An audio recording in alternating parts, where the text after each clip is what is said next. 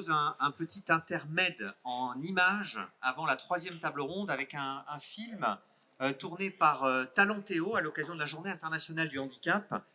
C'est un focus, un zoom sur inversion, l'échange des rôles pour mieux sensibiliser au handicap. Et pendant que le film démarre, je vais demander aux intervenants de la troisième table ronde de bien vouloir prendre place.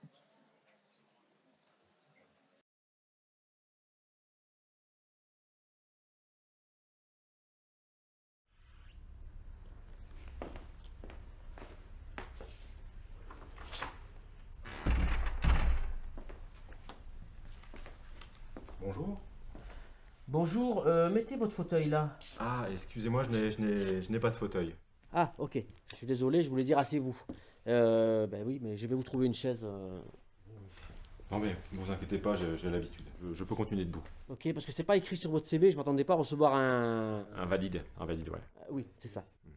Je le mets plus sur le CV parce que sinon j'ai plus d'entretien. Ah bah ouais, vous êtes un petit malin vous, hein. Et vous êtes en situation de validité depuis quand? Depuis toujours, en fait, depuis ma naissance. D'accord, vous êtes né avec tous vos membres. Oui. Et ils sont tous fonctionnels. D'accord. Vous avez même pas une petite malformation osseuse? J'ai parfois les mains moites. Et en y réfléchissant... Ah oui, j'ai les pieds plats. Mon pauvre ami. Mais j'assume ma validité, hein, complètement. Je veux qu'on me considère comme une personne handicapée. Comme vous et moi. En fait, enfin comme vous. Comme je vous comprends. Et vous êtes marié? Depuis 2 ans, oui. D'accord. Et votre femme est aussi... Valide, également. Ah, quand même, ouais. Ben, on n'a jamais compris que par les siens. On est bien, effectivement, je vous remercie, ouais, on est bien. Vous avez des enfants? 2. Valide également, hein, je vous arrête, mais tout est organisé, pas de contraintes, ma femme travaille à mi-temps, nos parents sont là, donc tout est organisé pour gérer leur validité au quotidien. Vous savez, c'est un emploi très exigeant.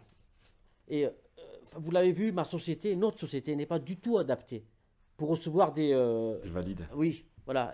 Enfin, vous l'avez vu, il n'y a aucun escalier, il y a des ascenseurs partout. Comme je vous le disais, je l'assume ma validité, donc je m'intégrerai, il n'y a pas de souci. Mais je sais qu'en général, vous faites toujours preuve de courage, d'abnégation.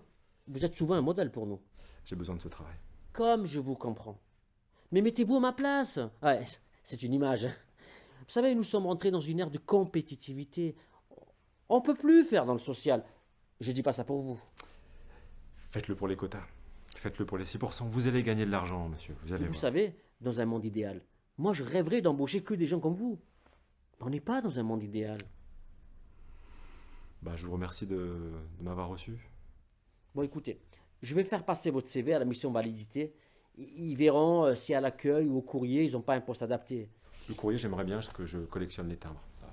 Merci. J'attends. Merci, monsieur. Au revoir. Bon courage. Merci.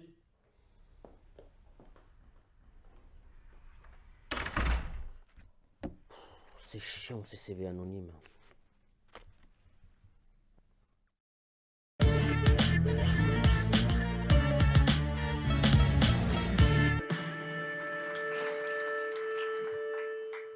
C'est décapant. Alors, troisième table ronde autour de la prévention de l'usure et de la désinsertion professionnelle. Et je vais demander à nos 5 intervenants de se présenter à tour de rôle en donnant quelques informations sur leurs fonctions et sur leur société ou organisme respectifs. On y va? On commence par vous, Madame Lévy? Donc, Christine Lévy, je suis directrice des ressources humaines d'une association qui s'appelle Chemin d'Espérance et qui est une association qui gère des EHPAD, donc une vingtaine d'EHPAD, donc d'établissements qui accueillent des personnes âgées, dépendantes et de plus en plus dépendantes, à la fois physiquement et psychologiquement. Merci, on poursuit le tour de table dans le sens que vous voulez. Allez-y, je vous en prie. Éloi Pilet, donc je suis le directeur de 3 des établissements de Chemin d'Espérance sur Paris, qui accueillent 300 personnes âgées très dépendantes et qui emploient environ 200 salariés dans les 3 établissements parisiens. Merci. Bonjour à tous, Laurent Barban, je suis le secrétaire régional UNIFAF Île-de-France, donc c'est l'OPCA du sanitaire social et médico-social privé à but non lucratif. Donc en Île-de-France, quelques chiffres. C'est 3000 établissements, 132 000 salariés qui accompagnent, qui accueillent également 17 000 travailleurs handicapés, notamment au travers des ESAT. Alors Christine Chaubillon, alors je suis responsable de la prévention et du maintien dans l'emploi dans l'entreprise RATP. Je ne vous présente pas la RATP, je pense que c'est bon pour tout le monde. Donc 45 000 salariés en Île-de-France et un groupe de plus de 60 000 salariés dans le monde. Donc Jean-Pierre Parès, sociologue, gérant du cabinet ALJP conseiller formation, et on intervient auprès de Formation Action entre 700 et 1000 personnes chaque année. Alors on va faire un zoom là encore sur quelques dispositifs mis en place en matière de prévention. C'est un sujet compliqué, c'est un thème compliqué, c'est pas le premier thème d'entrée en général des entreprises. Sur l'intégration, sur le maintien dans l'emploi, les entreprises sont plus avancées, elles le sont beaucoup moins en matière de prévention de l'usure et de la désinsertion. On va commencer par un zoom sur une initiative prise par les Chemins d'Espérance, donc vos structures en lien avec Unifaf. Avant de nous parler des dispositifs, parlez-nous des problématiques qui ont suscité la mise en place des dispositifs. Quels étaient vos enjeux ? En matière de maintien dans l'emploi, notre enjeu s'adresse à l'ensemble de nos salariés. Aujourd'hui, donc, nous avons 1200 salariés répartis sur toute la France. 27% de ces salariés ont moins de 30 ans et 50% de ces salariés ont moins de 5 ans d'ancienneté. Donc la question que nous avons à nous poser pour des salariés qui, pour 80% d'entre eux, interviennent auprès des résidents sur des horaires postés, la question qu'on a à se poser, c'est quand ils rentrent chez nous à 21, 22 ans, est-ce qu'ils vont pouvoir faire ce travail-là pendant 40 ans ? Enfin, 41 et demi, 2 ans voilà. Maintenant, avec les nouvelles règles. Et l'enjeu, il est vraiment là. Et la question du maintien dans l'emploi, en fait, nous l'avons abordée par la question de la prévention des inaptitudes. Parce que j'entendais tout à l'heure d'autres intervenants dire qu'ils n'allaient pas jusqu'à l'inaptitude. Je dois dire que dans un certain nombre de cas, nous n'arrivons pas à ne pas y aller. Donc la question étant bien celle de l'anticipation. C'est ça, notamment concernant la population des aides-soignantes et des infirmières qui sont plus particulièrement exposées. Oui, tout à fait. Alors, on intervient sur 3 champs, celui de la prévention, celui de l'anticipation et puis celui de l'accompagnement. Sur celui de la prévention, on a 2 types de difficultés que peuvent rencontrer nos salariés. Même si souvent elles se rejoignent autour des RPS, on a des difficultés de l'ordre physique, et puis on a des difficultés de l'ordre psychologique. Je vais peut-être vous parler de deuxième, puis laisser la parole à Monsieur Pillet sur les premières. Sur les difficultés d'ordre psychologique, on a des salariés qui accueillent des personnes âgées qui ont fait ce choix de métier et qui ne l'ont pas fait par hasard, en donnant un vrai sens à leur travail, et qui, au fur et à mesure des mois, sont confrontés au deuil, à la mort et au deuil de manière très régulière. Et à la mort de résidents qu'elles ont accompagnés, vis-à-vis desquels elles se sont investies sur le plan relationnel, parfois sur le plan affectif. Et ça, c'est je dirais, un facteur d'usure professionnelle par le sentiment d'impuissance aussi qu'il peut renvoyer. Et dans la difficulté de toujours trouver un sens au travail. Oui. Alors, on privilégie et on développe toutes sortes de lieux et d'espaces qui permettent de parler du travail. Que ça soit au travers des horaires, parce que quand on travaille sur les horaires, on travaille sur les besoins des résidents, mais que ça soit dans de l'analyse de pratiques professionnelles, dans des ateliers de co-développement, dans tout ce qui va permettre de parler du travail et d'y redonner du sens, parce que c'est à cet endroit-là que les difficultés vont pouvoir s'exprimer. Que parfois, on pourra ou pas apporter des réponses, mais elles auront au moins trouvé un lieu pour s'exprimer. Sur les difficultés physiques, je vais peut-être... Notre problématique quotidienne en tant que directeur, c'est d'avoir notre personnel 24 heures sur 24. Nos résidents sont là 24 heures sur 24 dans notre maison. Et il faut avoir du personnel en permanence. Et du personnel qui puisse les prendre en charge physiquement. C'est des métiers qui sont durs. Il faut accompagner la personne dans sa toilette, dans sa démarche, dans tous ces actes de la vie quotidienne. Et notre grande crainte, c'est ces fameux accidents du travail avec derrière ces inaptitudes qui sont pour nous la perte d'un des membres du personnel et qui est lourdes à reconstruire derrière, parce que soit il faut adapter le poste, ce qui est souvent très difficile, soit trouver d'autres organisations. Une de nos problématiques, c'est on fournit du matériel au personnel, ça peut être des rails au plafond, ça peut être des lève-malades, ça peut être beaucoup d'outils qu'on trouve au quotidien, mais notre personnel a du mal à les utiliser parce qu'ils n'aiment pas utiliser des machines pour s'occuper de personnes.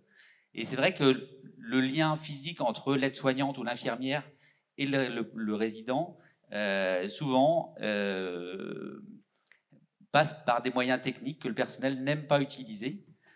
Et donc tout le travail, c'est avec nos managers justement sur le terrain, d'accompagner notre personnel pour qu'il utilise ces outils et quand il a un souci, qu'il en parle de façon à ce qu'on puisse venir faire le travail à deux, donner une charge de travail moindre à l'un ou à l'autre en fonction de ces problématiques. Mais ça, ce sont vraiment des choses difficiles à mettre en place.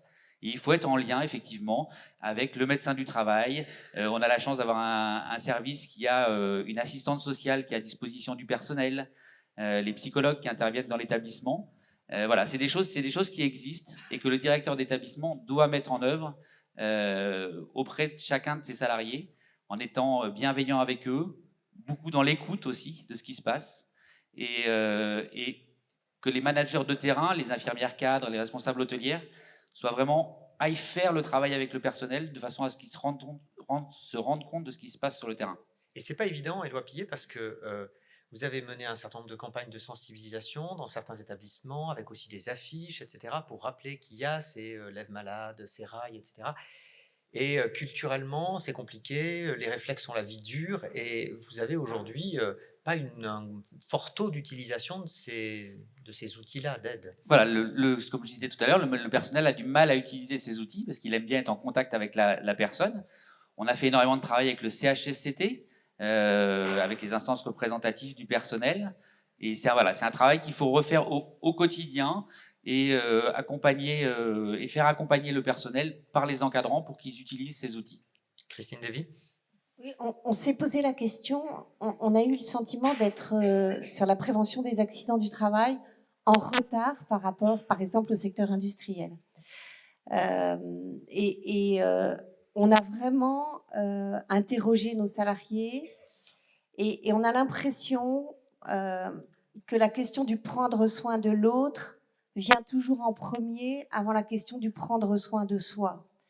Le premier réflexe quand un résident va tomber, ça va être de tendre les mains, ça ne va pas être d'aller chercher le lève-malade. Et ce point-là, il est vraiment compliqué à travailler et il ne peut se travailler que par la question de l'équipe et de comment on prend soin ensemble et à plusieurs. Et ça, c'est vraiment un point important. Juste sur la question et qui rejoint d'ailleurs la même, de l'emploi des personnes handicapées. Nous avons aujourd'hui, suivant un peu les moments, entre 40 et 45 personnes handicapées qui travaillent dans nos établissements. Et quand, avec nos instances représentatives du personnel, on a voulu impulser une dynamique plus importante, on a eu toute une série de questionnements que je vais vous résumer avec une question qui est: est-ce que la personne handicapée peut accompagner la fragilité de la personne âgée? Oui, bien sûr, mais où, comment? Et voilà, c'est pas si simple. Et de ce fait, d'ailleurs, on a une assez faible déclaration, entre guillemets, des personnes handicapées de leur handicap. On s'en aperçoit, malheureusement, parfois un peu trop tard. Les enjeux dans vos structures, ils sont largement répandus dans le secteur d'activité, Laurent Barban, puisque votre observatoire démontre que la sinistralité, elle est importante et elle est en hausse. Oui, tout à fait. Effectivement, nous touchons là le secteur sanitaire, le secteur des personnes âgées, le secteur du handicap. Donc, on a des chiffres, je pense, qui sont connus de tous, mais qu'il est toujours bon de rappeler. C'est-à-dire qu'on a une situation de sinistralité qui est près du double par rapport à la moyenne des secteurs d'activité. Et on a une augmentation de 50% aussi du niveau de licenciement pour inaptitude, voilà, ces 5 dernières années. Donc voilà, on a vraiment une prise de conscience par tous les partenaires sociaux et les acteurs, en tout cas, de la branche, d'une mobilisation, voilà, pour la prévention des risques professionnels, psychosociaux et vraiment une vraie politique de développement de la qualité de vie au travail, qui passe par 3 grands axes. C'est vrai qu'il y a tout le travail de sensibilisation. Alors, Chemin d'Espérance a déjà fait une bonne partie du chemin, mais c'est vrai que par rapport à nos adhérents, je crois que c'est une des clés. C'est comment, entre tous les partenaires qu'on a cités ce matin, c'est-à-dire les ARACT, la CRAMIF, la mutuelle Sidescorum aussi, qui est un acteur important dans le secteur. Voilà, éventuellement aussi, bien entendu, le Cap Emploi, les services de santé au travail. On peut tous se mobiliser pour faire émerger cette question de sensibilisation. Nous, on passe régulièrement par des ateliers sous format de 2 heures où on convie des dirigeants, des responsables formation, des représentants des IRP pour aborder ces questions de prévention et essayer de mettre en place donc derrière un plan d'action. Quand on a, je dirais, une adhésion à la fois des managers, des IRP sur cet intérêt de mettre en place un plan d'action, derrière on a des moyens. Aujourd'hui on a la Direct qui nous accompagne sur un EDEC jusque fin 2020. On a également des moyens, EDEC, engagement, engagement, développement, emploi, compétences, voilà, sur les EHPAD et sur la qualité de vie au travail, en partenariat avec Actalliance. On a des moyens, bien entendu, aussi nous, au travers de nos fonds mutualisés de branche, sur des actions collectives. On a beaucoup développé, notamment, comment intégrer la qualité de vie au travail dans le management, parce que ça, c'est un élément important. Et on travaille aussi beaucoup sur le conseil en évolution professionnelle, parce qu'on est amené à recevoir individuellement des salariés voilà, qui se retrouvent aujourd'hui en difficulté dans l'exercice de leur mission et qui peuvent bénéficier du coup de l'appui d'un tiers pour les accompagner dans une évolution. Des salariés qui sont dans l'entreprise ou qui sont en reconversion d'ailleurs, hein, il y a les deux Absolument. profils. Christine Lévy, de quelle manière justement vous pouvez orienter les salariés parfois vers des outils comme le CEP ou des bilans de compétences? En fait, un des intervenants tout à l'heure parlait de la confiance. Je crois que c'est vraiment la donnée clé pour qu'on parvienne à anticiper sur des situations potentielles d'inaptitude et donc de désinsertion professionnelle. C'est vraiment le concept clé que nous avons mis au cœur de la formation de nos managers et de nos encadrants. C'est-à-dire être en capacité de recevoir une difficulté que pourrait exprimer un salarié, être en capacité de la détecter, ce qui veut dire de l'accompagner au quotidien sur son poste de travail et d'être à côté de lui, c'est-à-dire qu'une aide-soignante qui fait une toilette, régulièrement son encadrant sera présent, et pas dans une démarche d'évaluation, mais dans une démarche de détection de potentielles difficultés. Et les difficultés psychologiques ne sont pas toujours si simples à détecter, hein. Et les difficultés physiques peuvent être, je dirais, compensées, donc on peut ne pas les voir non plus tout de suite. Et puis après, on a des dispositifs assez classiques hein, de l'entretien professionnel où on a vraiment fait, au cœur de cet entretien professionnel, un temps de bilan sur les difficultés. Alors, on commence par un temps de bilan sur les joies et les réussites, parce que c'est important, mais aussi un temps de bilan sur les difficultés. Et à partir de là, et avant même, si on y arrive, d'être alerté par la médecine du travail, on essaye de mettre en place des démarches de réorientation professionnelle. Mais on a des organisations, nous, qui sont très horizontales, avec assez peu de perspectives d'évolution en interne. Quand il y en a, elles sont bien sûr systématiquement proposées et de préférence aux salariés dont on sent qu'ils auront du mal à poursuivre leur carrière. Donc, c'est des évolutions externes. Donc, c'est le CEP. C'est aussi les bilans de compétences. Et en tout cas, c'est toutes des démarches de bilan externes qui permettent d'objectiver la situation et qui permettent de faire le deuil aussi d'un emploi difficile, mais que nos salariés ont choisi. Encore un mot sur une démarche un peu plus collective. Vous l'avez évoqué, mais très rapidement tout à l'heure, hein, c'est des groupes de discussion. Il y a aussi une mise en discussion du travail qui peut se faire, et souvent avec des psychologues externes à l'institution qui facilitent justement cette mise en discussion, et donc parfois l'identification et le repérage de difficultés. On s'était aperçu enfin, nous nous sommes aperçus que un certain nombre de salariés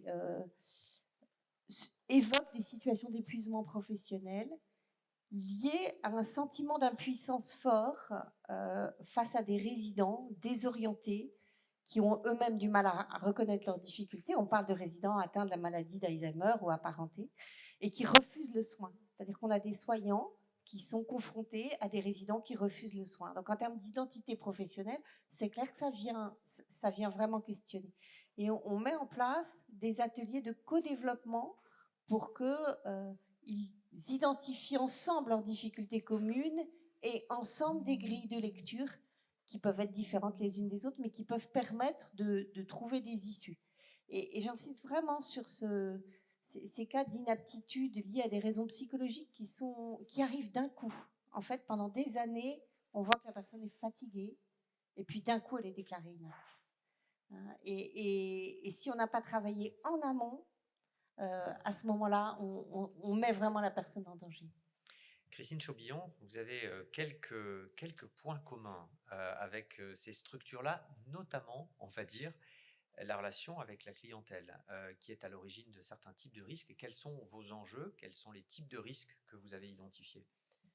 Alors oui, effectivement, hein, je vous disais tout à l'heure en me présentant que la RATP, je n'allais pas vous la présenter, puisque vous êtes probablement, si vous habitez en Île-de-France, confronté à la RATP assez régulièrement.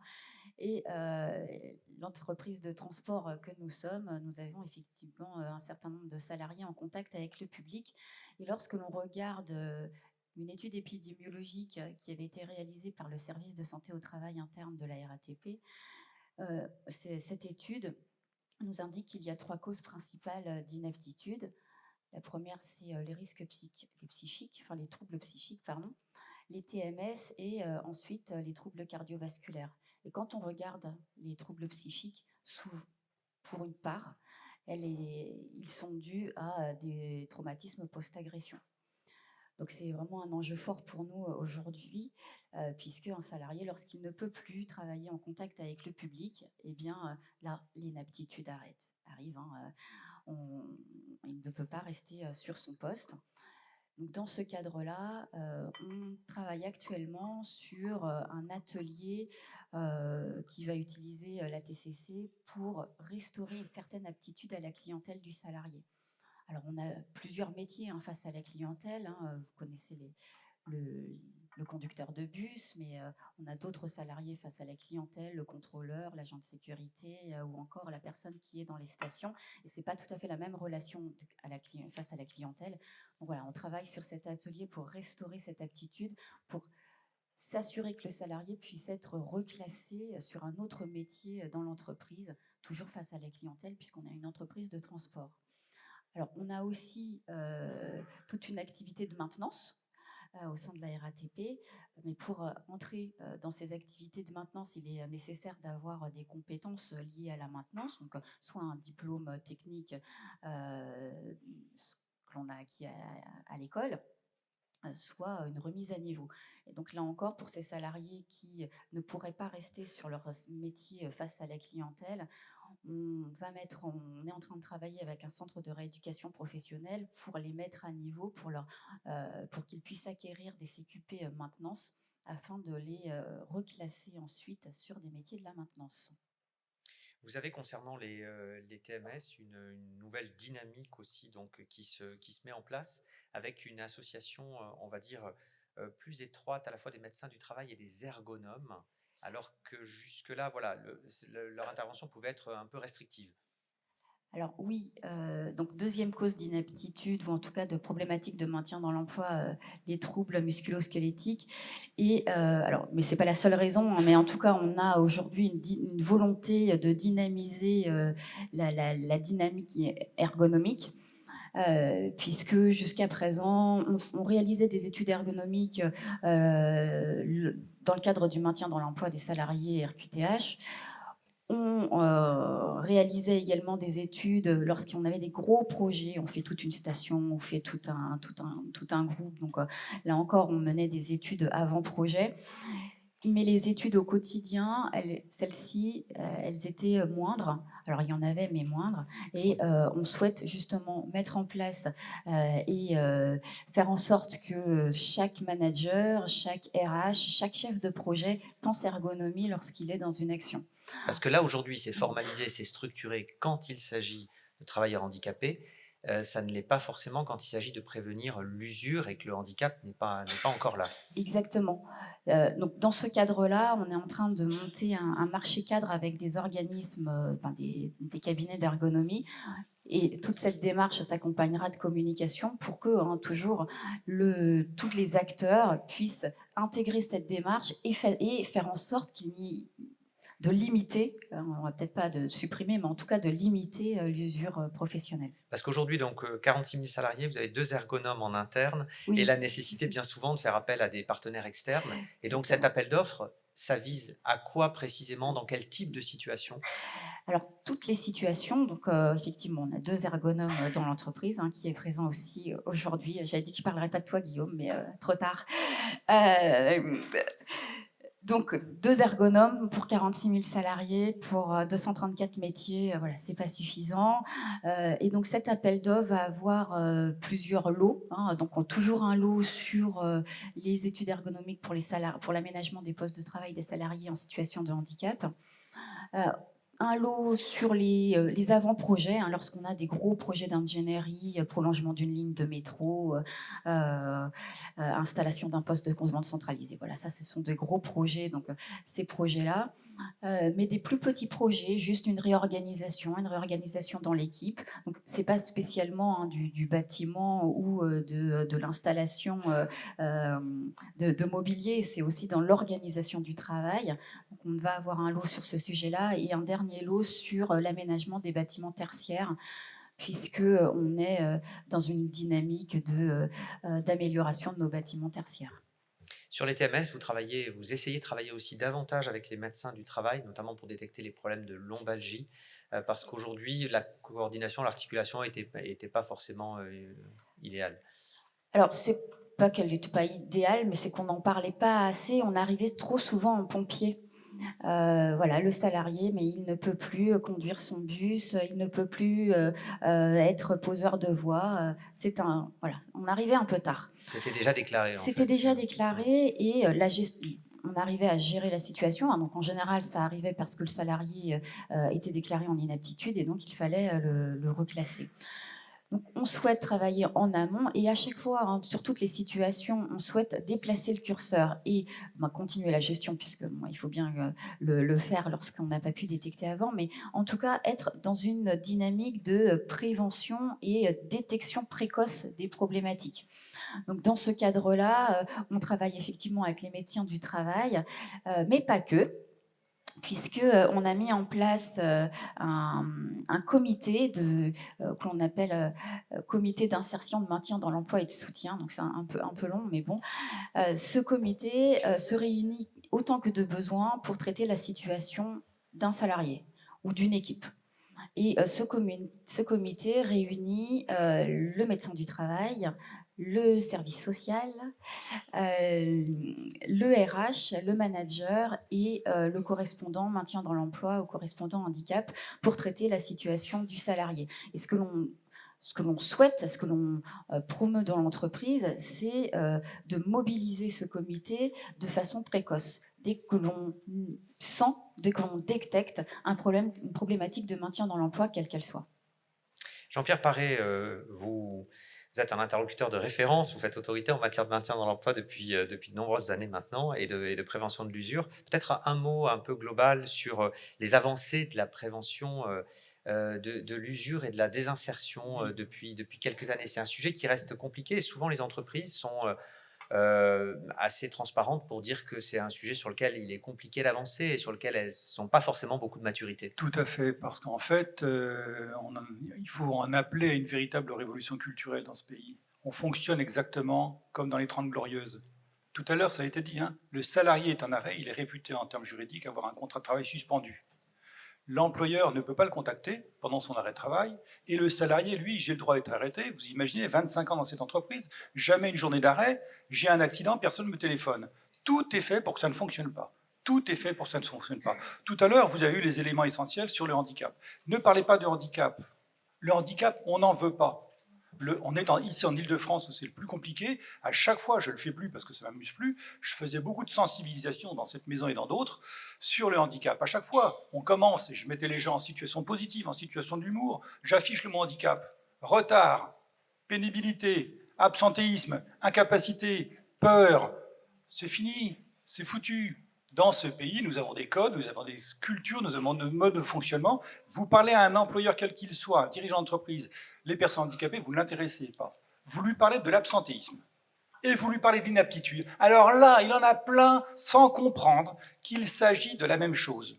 Prendre en charge une personne handicapée, c'est prendre en charge une personne à risque à terme de restriction médicale d'aptitude quand ça se passe bien, d'inaptitude au pire. Et là aussi, un autre obstacle au-delà des obstacles culturels, c'est la méconnaissance des chiffres. Ça a été dit tout à l'heure, 1 à 2 millions de salariés en France sont en risque aigu de désinsertion professionnelle, c'est-à-dire non pas qu'il y ait des problèmes économiques, il peut y en avoir, non pas qu'il y ait des problèmes de mésentente entre le salarié et l'employeur, non pas que le secteur d'activité ou encore les clés par pathologie, j'y crois pas du tout, ça ne fonctionne pas, mais c'est bien à cause de la pathologie et de ses conséquences sur le travail que la personne risque de perdre son emploi. C'est un échec collectif, on estime à minima 120 000 licenciements pour inaptitude médicale dans ce pays. En Ile-de-France, 20 000.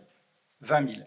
Donc déjà, sur un président de la République qui a été élu par rapport au chômage, même si derrière il y a des problématiques de gilet, mais on va aussi en parler, derrière, ça implique qu'on ne peut pas insérer des personnes. Lorsque j'étais, parce que depuis 30 ans, vous imaginez, j'ai tout fait, le Cap Emploi, le SAMET, différents aspects. Et bien prendre en charge des personnes qui ont été insérées, ça a été dit tout à l'heure, les personnes, ils ont eu métier avant. Le handicap de naissance, c'est 15% des pathologies.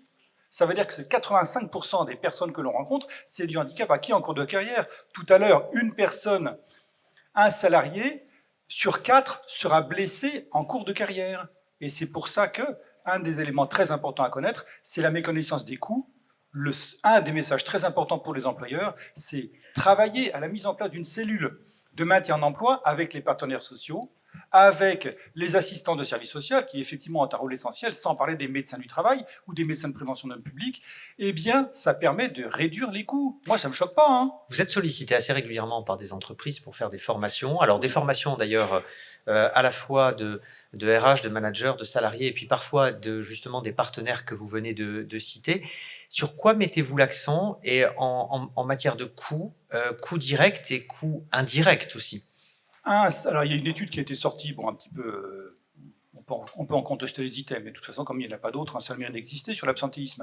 On évalue en France, sur ceux qu'on mesure en taux et en jours, à peu près 4,58% en France. Il est un peu plus supérieur en Ile-de-France. Et vous parlez des plus de 50 ans. Plus de 50 ans, c'est 7,87% passé 55 ans. L'absentéisme des plus de 55 ans, c'est 7,87%. Alors, on a parlé d'âge pivot, vous avez dit la retraite tout à l'heure, 63 ans, moi je n'ai pas toujours bien compris ce que ça veut dire l'âge pivot, mais pour moi c'est dans 4 ans. Mais à partir de là, 64 ans, ça veut dire que si on estime que le salarié doit, et pourquoi pas, on peut en débattre, pouvoir travailler à 64 ans, voire 65, 66 ans, peut-on travailler de la même façon quand on est professeur des écoles à 23 ans qu'à 55 ans? Peut-on travailler de la même façon quand on est ripper, qu'on court derrière un camion à 24 ans ou à 62 ans? Peut-on travailler de la même façon quand on est médecin du travail à 30 ans ou à 58 ans? Vous avez tout de suite vous-même pris les réponses. Et ça, en France, la gestion préventive des emplois, on ne sait pas le faire. Et c'est tout à votre honneur que d'avoir su introduire ce genre de dispositif, parce que nous sommes de plus en plus, j'ai plus mon téléphone là, dans des logiques court terme. À la RATP comme ailleurs, un manager ne reste pas plus de 3 ans. Un manager ne reste pas plus de 3 ans. C'est-à-dire quand il commence à comprendre, à avoir les clés, hop, il part, il fait autre chose, il fait ailleurs. C'est un petit peu comme dans l'armée, il ne faut pas qu'il soit trop copain avec ses salariés. Donc à partir de là, ça rend des choses très très complexes, qui fait qu'on ne sait pas. Il y avait, quand j'ai démarré ma carrière professionnelle, un commissariat général au plan. Justement, on avait des visions à 5 ans, à 10 ans, à 15 ans. Aujourd'hui, les cahiers des charges de toutes les entreprises, c'est à 3 mois.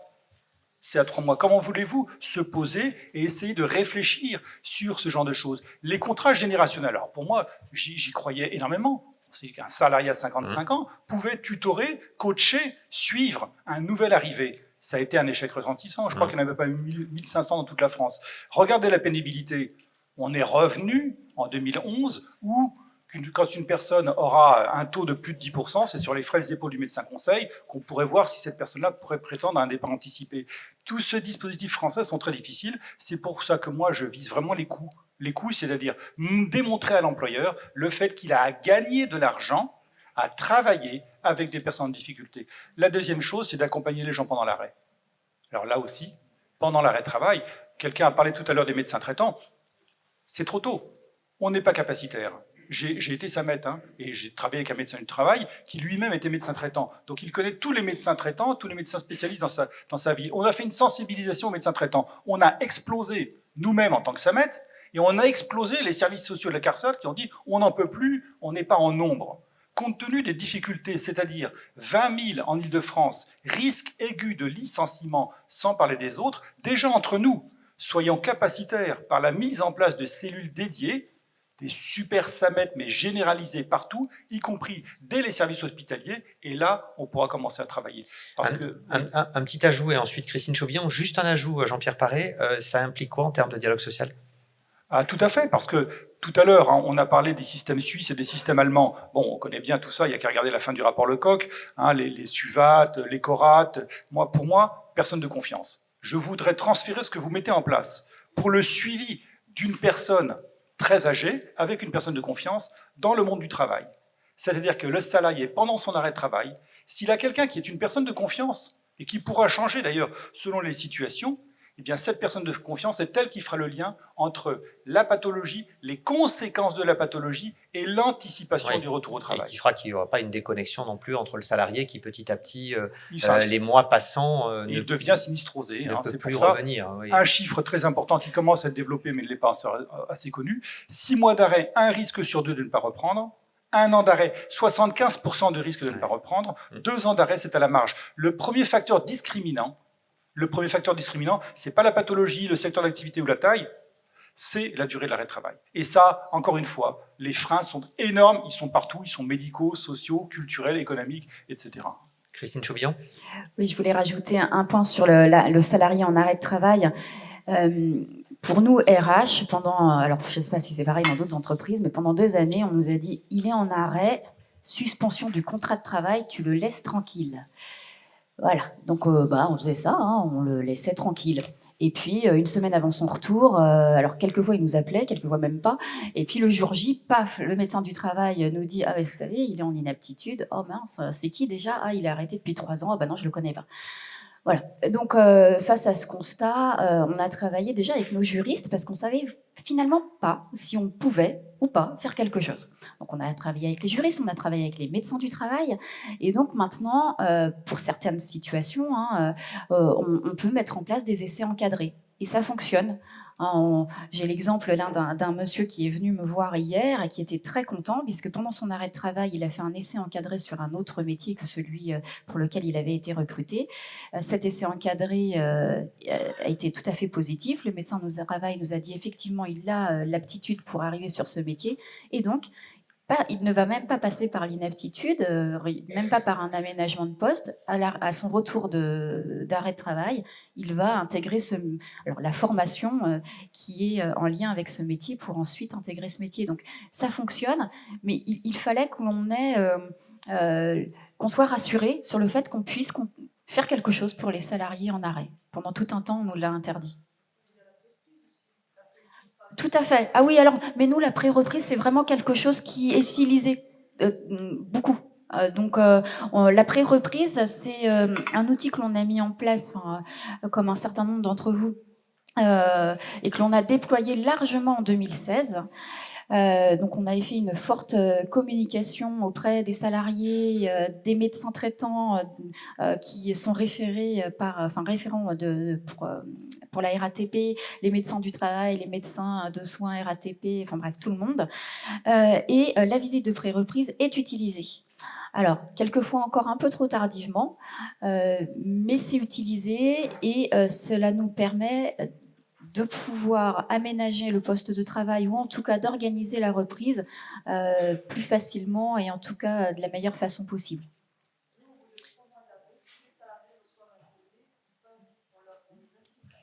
Au bout de 3 mois d'arrêt, dit madame, je relais par rapport à la salle, au bout de 3 mois d'arrêt, tous les salariés reçoivent un courrier leur proposant de venir voir le médecin du travail. On a exactement la même chose. À partir de 90 jours d'arrêt, c'est le service social chez nous, le service social interne, qui envoie aux salariés la plaquette de la visite de pré-reprise pour les inciter à faire cette visite de pré-reprise. Donc on a exactement le même dispositif via notre service social. Jean-Pierre Paré, un mot? Pardon. tout à fait. Par rapport à ça, tout à l'heure, hein, la directe vous a présenté les conséquences sur l'enjeu des personnes handicapées par rapport à la loi liberté de choisir son avenir professionnel. Et vous allez avoir la loi Pacte. Et la loi Pacte, il va y avoir, enfin, je l'espère, je touche du bois, il n'y en a pas beaucoup là, mais la loi Pacte, 3 choses sur lesquelles on s'est vraiment battu au sein du Conseil national consultatif des personnes handicapées, avec notamment le docteur Martine Quérier de la CGC et puis Olivier Leclerc de la CFDT. Ça n'a pas été simple, hein. C'est pas encore passé. 1, copie des arrêts de travail de plus de 3 mois aux médecins du travail. C'est-à-dire, dans l'arrêt de travail, il y aura un 4e volet destiné aux médecins du travail. Ça, c'est un premier point. Bon, on l'espère, hein, c'est pas encore fait. Parce que le médecin du travail, il sait tout, mais il ne dira rien. C'est-à-dire qu'il n'a pas l'info qu'un salarié est en arrêt. Et ça, les salariés ne comprennent pas, parce qu'on a toujours ce document, le secret médical qui n'est pas partagé, on a toujours cette carte vitale qui n'est pas utilisée sur ce plan-là, et ça doit pouvoir bouger. Deuxième étape, la visite de pré-reprise, changement de nom dans la tête de tous les Français, et hélas, de grand nombre de médecins traitants, pré-reprise, c'est 15 jours avant la reprise, ça ne sert à rien. On ne peut pas faire le bilan social, familial, économique, faire en sorte qu'il y ait une cohérence des discours médicaux 15 jours avant une reprise, c'est inopérant, voire même c'est contre-productif. Donc une visite d'aide pendant l'arrêt. Visite d'aide pendant l'arrêt le plus tôt possible. Et pas la visite de pré-reprise, mais la visite d'aide pendant l'arrêt avec le médecin du travail et les médecins de prévention. 3e chose, un malus pour les inaptitudes. Un malus, comment se fait-il qu'il faut la télévision française pour qu'une entreprise de grande distribution, 20 000 inaptitudes, 20 reclassements, c'est intolérable. C'est-à-dire que c'est la collectivité nationale, la solidarité nationale, c'est-à-dire la Sécu, vous et moi, enfin surtout vous, parce que moi je suis au RSI, donc c'est pas moi qui paye, c'est la solidarité nationale qui s'exerce, c'est intolérable. C'est-à-dire que trop d'entreprises se défaussent sur le général pour prendre en charge les problèmes de santé au travail qui sont complètement incapables de prendre en charge. Ce que je ne comprends pas, c'est que les Français vont encore faire leurs courses dans ces centres de grande distribution. Mais ça, c'est autre chose. Donc à partir de là, ça, on espère vraiment que ce malus sur l'inaptitude et sur toutes ses conséquences, donc des entreprises qui fabriquent des pathologies, et là, c'est pas possible. Parce que si vous avez bougé, vous l'avez bien dit, c'est parce qu'il y avait un coût. Quand dans l'entreprise industrielle, pourquoi l'entreprise industrielle a moins d'ATMP? D'une part, il y a peut-être une sous-déclaration, ça existe encore. Deuxième chose, c'est parce que l'entreprise est responsabilisée sur les coûts par rapport aux accidents du travail, ce que n'est pas la TPE. Donc c'est bien, au travers d'autres formules, au travers d'autres aspects, quand on prend en charge une personne le plus tôt possible, on contribue à diminuer son arrêt maladie par 2. Quand on prend en charge une personne le plus tôt possible, on contribue à diminuer son arrêt maladie par 2, et ça, tout le monde y est gagnant. Les commissions de maintien dans l'emploi, elles sont essentielles, hein, on l'a vu à travers vos différents discours, et l'accompagnement des personnes également. Et j'aimerais qu'on entende Éric de Châteauvieux, qui est chargé de mission handicap à la CFDT Cheminot et à la CFDT Île-de-France. Je vais vous tendre un micro. Oui, bonjour à tous. Chargé de mission à la fois CFDT Cheminot et Île-de-France, ça fait plusieurs années que vous travaillez sur ces questions de handicap. Vous avez négocié un certain nombre d'accords handicap d'ailleurs à la SNCF. Quel peut être, selon vous, le rôle, la contribution des partenaires sociaux, des syndicats, non seulement dans la négociation des accords, mais surtout dans le fonctionnement de ces commissions de maintien dans l'emploi et dans l'accompagnement des individus? Alors, je vais répondre sur 3 choses. Premièrement, les organisations syndicales sont en contact avec les agents ou les salariés, soit parce qu'ils vont les voir sur leur lieu de travail, lors des visites de CHSCT, maintenant CSE, ou bien soit parce que les salariés vont directement se plaindre de leur façon de travailler, des conditions de travail. Donc, les organisations syndicales doivent être en mesure d'accompagner et d'écouter et de comprendre la problématique que rencontrent ces agents particuliers, ces agents spécifiques. Et là, déjà, il y a un travail à faire pour qu'effectivement, il puisse y avoir un espace d'écoute, un espace de dialogue qui soit mis en place. Il faut qu'au sein des sections syndicales, il y ait une réflexion sur cette problématique. Comment va-t-on agir pour cette personne? Quelles sont les règles et les normes auxquelles elle se référence? Et comment peut-on faire en sorte que le management soit à l'écoute, donc soit un management bienveillant? Donc ça, c'est une première approche, c'est l'écoute humaine, l'accompagnement, la prise de réflexion, faire en sorte que l'équipe s'interroge sur elle-même, sur sa façon de travailler, sur son organisation, pour faire en sorte que la personne trouve vraiment sa place. Deuxième approche, c'est le CHSCT. Le CHSCT, parce qu'effectivement, où les organisations, les différentes instances représentatives du personnel vont pouvoir interroger l'entreprise et comment l'entreprise va répondre aux questions qui leur sont posées et comment va-t-elle être le garant de l'amélioration concrète de la situation de la personne. Et puis, donc, vous avez parlé des accords. Effectivement, lors de la négociation des NAO, des négociations annuelles obligatoires, on va pouvoir parler de la problématique des gens qui ont une spécificité, qui ont une difficulté. Mais surtout, on va pouvoir aussi négocier des accords. Et l'important, et c'est une des possibilités qu'offre la loi de 2005 pour que l'entreprise puisse être en accord par rapport à ses obligations, par rapport à l'emploi de travailleurs handicapés, c'est le fait de contracter et de signer des accords. Et l'important des accords, c'est effectivement de mettre en place les plans qu'ils comportent, c'est-à-dire plan d'embauche, plan d'accueil des salariés stagiaires, plan d'accueil des agents en alternance, plan de formation et surtout le maintien dans l'emploi. Et la problématique importante, c'est comment va-t-on mesurer que l'accord est bien appliqué? Quels sont les indicateurs? Et c'est ça qui est important, c'est que les membres des comités qui vont négocier les accords et qui sont peut-être pas touchés par la mise en place des CSE vont pouvoir se donner des moyens de tacler l'entreprise si effectivement elle ne fait pas ce qu'elle promet qu'elle devrait faire. Un peu à l'instar de ce qui se passe pour finalement l'égalité professionnelle, où on a attendu longtemps, mais on commence, voilà, on est maintenant sur des indicateurs pour objectiver. Parce qu'on sait bien que le suivi et l'application des accords, c'est un défi pour beaucoup d'entreprises. Quels sont les indicateurs pertinents? C'est exactement ça. Et les indicateurs doivent être créés de façon en permanence avec les responsables des directions des ressources humaines, et notamment quand elles se sont dotées de missions aux travailleurs handicapés. Et il faut aussi faire en sorte que ces accords soient signifiants. Donc trouver des indicateurs pertinents. Et c'est d'autant plus important, c'est que la GFI maintenant va effectivement, et la directe vont vérifier que dans la présence des accords, il y ait effectivement la mention de ces indicateurs. Alors deuxième approche, c'est la partie du maintien dans l'emploi. Alors maintien dans l'emploi, on peut intervenir comment? Déjà, un salarié qui a une souffrance au travail, il faut comprendre que la démarche prévention des risques professionnels, la démarche de tout ce qui concerne la santé, la gestion de la santé du salarié qui est en absence de travail ou qui a des difficultés, et puis malheureusement la problématique du handicap quand elle survient, c'est un fil continu.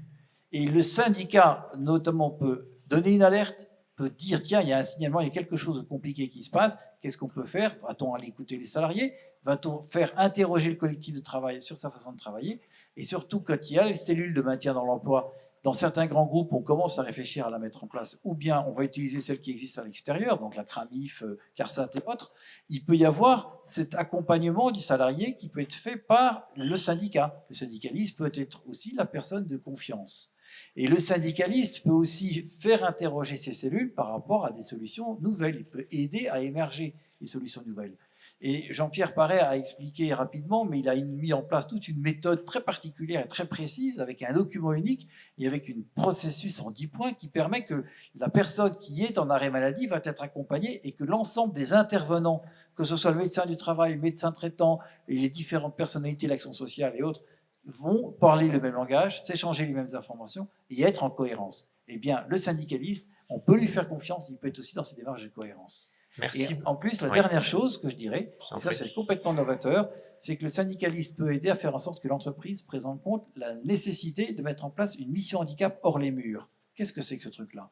Eh bien, c'est faire en sorte que les instances dans les entreprises qui traitent le handicap puissent développer des assistances aux petites entreprises pour leur permettre elles-mêmes aussi de monter une politique handicap.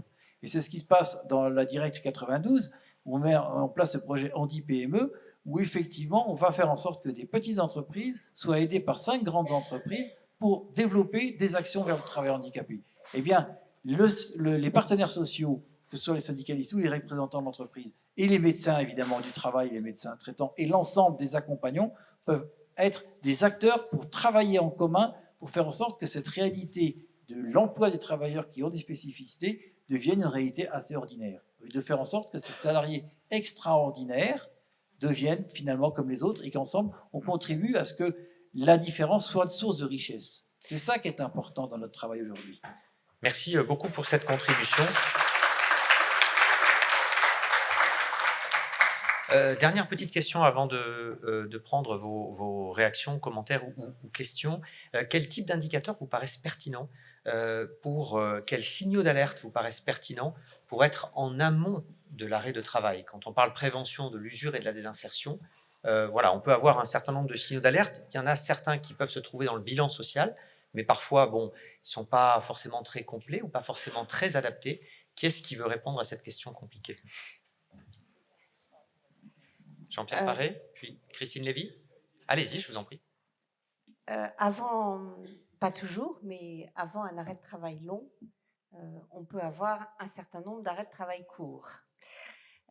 Et j'ai envie de dire que c'est ceux-là qui sont parfois les plus difficiles à suivre, à interpréter et à analyser.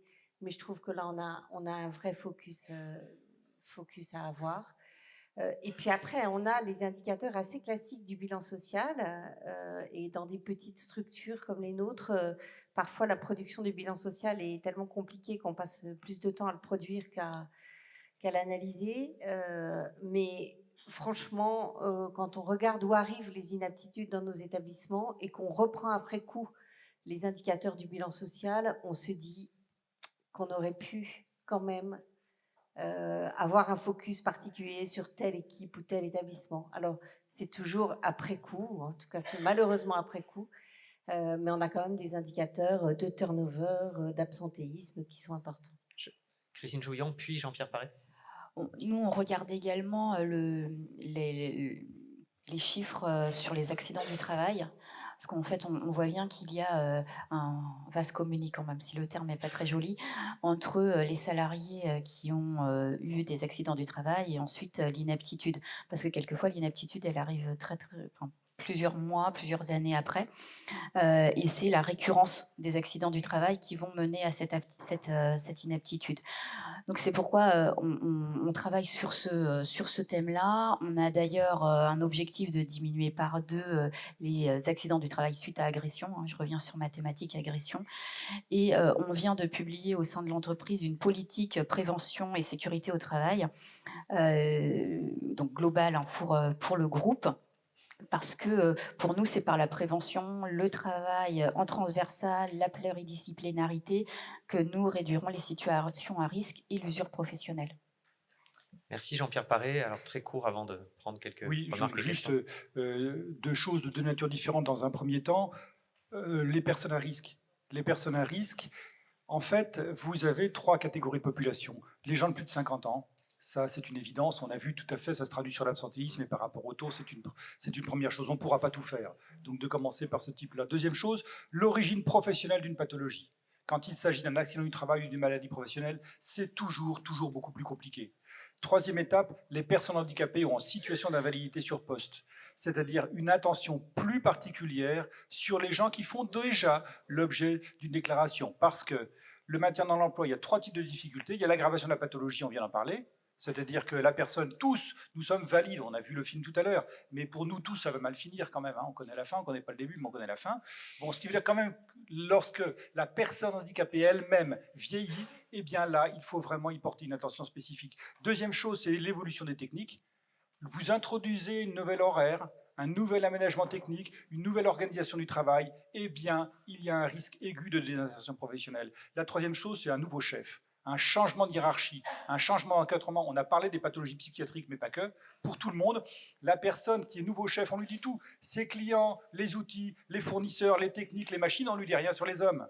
Lorsque vous avez un nouveau chef, et vous avez, que ce soit une pathologie chronique évolutive, vous avez à prendre des dos, le nouveau chef, il dit demain, il y a un contrôle qualité, il y a Paris qui déboule, là tu me déballais l'atelier, la personne en difficulté, elle va mettre sa ceinture, elle va faire ce qu'elle pouvait, elle va prendre des cachets en amont, et puis elle va provoquer un nouvel ce coup-ci qui sera un accident du travail. Donc on ne dit rien sur les conséquences de restriction médicale d'aptitude dans les équipes quand elles sont déjà là. Ça se passe aussi par la sensibilisation. Merci beaucoup.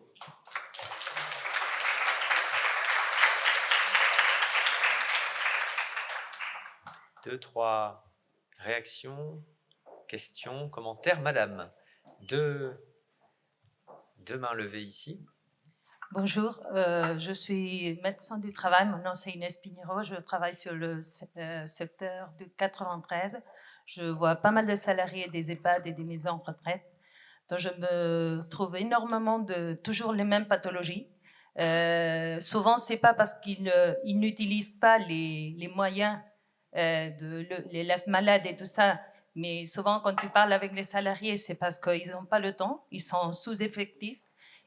Ils doivent travailler très vite et après quand on parle avec les directeurs, on leur explique les pathologies qui sont toujours les mêmes et tout ça, qu'il faudrait travailler en binôme, utiliser les aides malades et tout ça, on se retrouve qu'on nous dit c'est pas possible de travailler en binôme, ils ont à sa disposition les outils, mais vraiment, tu vois qu'ils ne les utilisent pas parce qu'ils ont des temps de travail qui ne leur permettent pas de le faire. Merci pour votre témoignage. Peut-être un rebond des lois Villiers, parce que c'est vrai que c'est un cercle un peu vicieux, c'est-à-dire que les salariés sont malades, sont absents, du coup les équipes sont moins nombreuses, sont acculées avec une charge de travail importante. Comment on fait face à ce cercle vicieux? C'est vrai qu'il faut fidéliser ces équipes parce que quelqu'un qui est malade, il faut le remplacer. On n'a pas le remplacement tout de suite. La personne est à former à nouveau. Donc c'est vrai qu'une fidélisation des équipes permet d'avoir le moins d'absences possible et le moins d'accidents possible. Mais encore une fois, il faut avoir des managers sur le terrain qui accompagnent les équipes et qui vont faire le travail avec elles de façon à ce qu'elles ne soient pas dans des situations où elles ont 10 toilettes, 20 toilettes à faire dans la journée. Et ça, il faut aller auprès d'elles, s'en rendre compte et déployer les moyens qu'on a à disposition. Et aller se battre pour obtenir plus de moyens auprès des services de l'État, puisque vous savez qu'au fait, nos postes sont des postes financés par le Conseil général et par les agences régionales de santé. Et qui sont fixés par l'État. Merci. Deuxième intervention, madame. Oui, Claire Denis, avocat. Donc moi, je suis assez frappée en vous écoutant, en fait, de constater par ma pratique une fracture entre une volonté politique soutenue par des moyens de l'information, mais qui finalement n'est utilisée que par des grandes entreprises, puisqu'il y a une vraie fracture de terrain.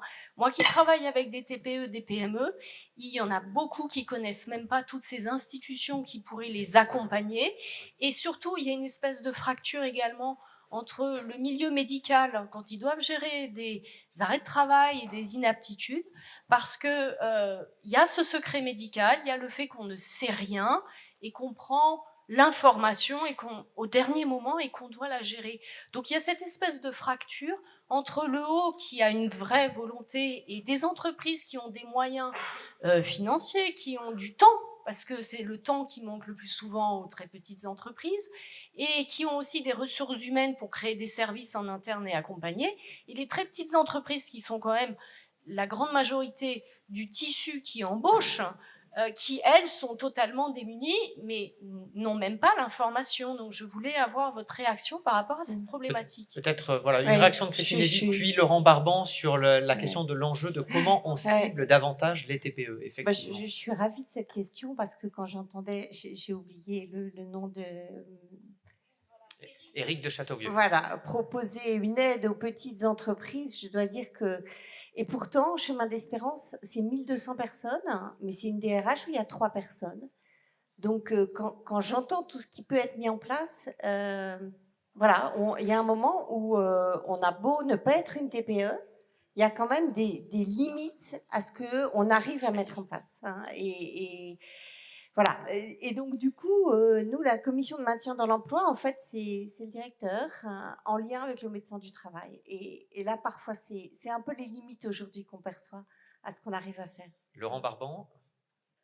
Oui, je reconnais qu'il y a une vraie difficulté, bien entendu, pour toucher les TPE, PME. Nous, on s'appuie beaucoup sur les prescripteurs que peuvent être les experts comptables. On s'appuie beaucoup, effectivement, sur les relais naturels qu'ils ont aujourd'hui pour aller les toucher. On propose des dispositifs clés en main.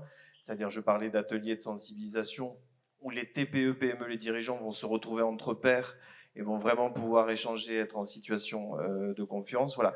Ils séparent effectivement, je dirais, la répétition et vraiment des actions concertées entre partenaires, donc différents, qu'on pourra arriver, bien sûr, à continuer à développer et à améliorer les résultats sur les plus petites structures. C'est un travail permanent, j'ai envie de dire, d'amélioration et de partenariat. Merci beaucoup. Encore plus succinct, Jean-Pierre Paré. En Ile-de-France, où on a beaucoup d'ennuis, mais pas que, les services de santé au travail, pour qu'ils soient reconnus, doivent mettre en place des CPOM, des contrats pluriannuels d'objectifs et de moyens. Et en Ile-de-France, il est obligatoire, j'aimerais bien que ce soit comme ça dans toute la France, de mettre en place des équipes PDP, c'est-à-dire des équipes de maintien en emploi, avec bien sûr médecins du travail, assistants de service social, ergonomes, psycho, juristes, etc., permettent de prendre en charge les personnes le plus tôt possible. Et le service de santé au travail, c'est vraiment, c'est pas le comptable, hein, il dit des bêtises, hein, voilà, c'est le service de santé au travail, c'est vraiment l'interlocuteur, bien sûr, Tout à fait, mais Ouais. je préfère passer par un SST que par un service Non, mais comptable. c'est ça, mais parfois, Bien c'est sûr. vrai que l'expert comptable Bien sûr. est le seul RH. Vous entre avez guillemets, raison, exactement. C'est ça. Exactement, de mais la TPE. un service de santé au travail avec une équipe dédiée à l'accompagnement des salariés pendant l'arrêt, ça, c'est des choses qui marchent très bien.